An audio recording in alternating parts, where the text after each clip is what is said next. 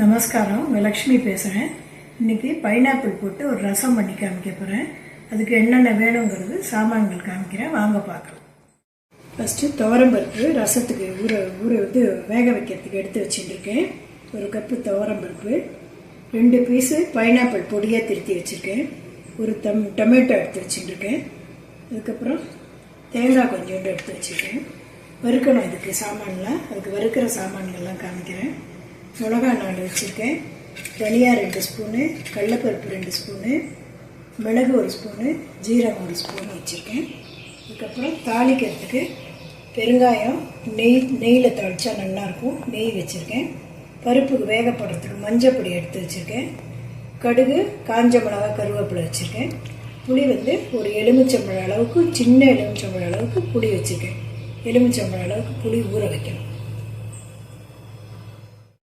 ரசத்துக்கு பருப்பு வேக வச்சு எடுத்து வச்சுட்டுருக்கேன். புளியை கரைச்சி அடுப்பில் வச்சுருக்கேன். இதுக்கு கொஞ்சம் வெல்லம் போடுறேன். ரசத்துக்கு தேவையான உப்பு போட்டுடுறேன். கொதிக்கும்போது இந்த பைனாப்பிளையும் போட்டு வேக வச்சுக்கலாம். கொதிக்கட்டும், வேகட்டும். இது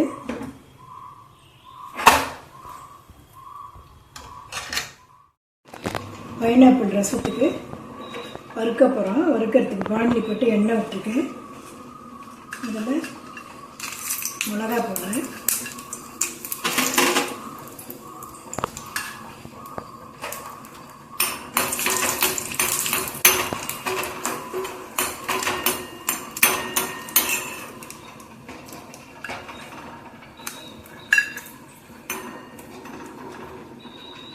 மிளகா வறுத்துட்டு தனியா போடுறேன், கடலைப்பருப்பு போடுறேன், மிளகு போடுறேன். வறுத்துக்கலாம், பொன்னிறமாக வறுத்துக்கோங்க.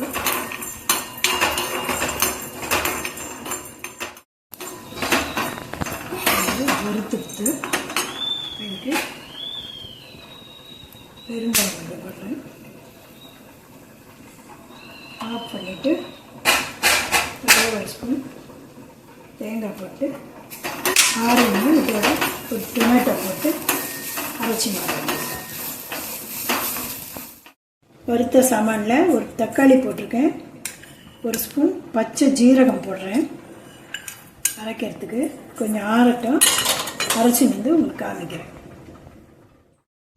புளி தண்ணியில் பைனாப்பிள் நல்லா வெந்தெடுத்து வறுத்ததெல்லாம் இந்த மாதிரி அரைச்சி வச்சுட்டுருக்கேன். ஜலம் விட்டு அதை இதில் குத்திடலாம்.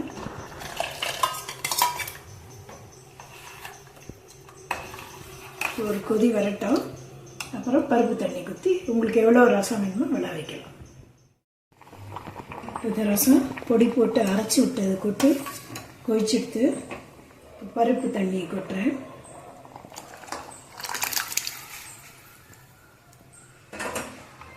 ஒரு கொதி பொங்கி வரும்போது அணைச்சிட்டு கொத்தமல்லி கருவேப்பிலை போட்டுக்கலாம். தாளித்து வச்சுருக்கேன்.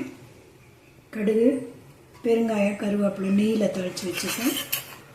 அதையும் இதில் போட்டுடலாம். ஒரு கொதி பொங்கி வரைச்சி ஆஃப் பண்ணிடலாம். ரசம் ரெடி. பைனாப்பிள் ரசம் கொதிச்செடுத்து இப்படி தான் இருக்கும் பைனாப்பிள் ரசம். நீங்களும் பண்ணி பார்த்துட்டு உங்களுக்கு பிடிச்சிருந்தா கமெண்ட்ஸ் பண்ணுங்கள், ஷேர் பண்ணுங்கள். மறுபடியும் ஒரு வீடியோவில் உங்களை பார்க்கலாம். நமஸ்காரம்.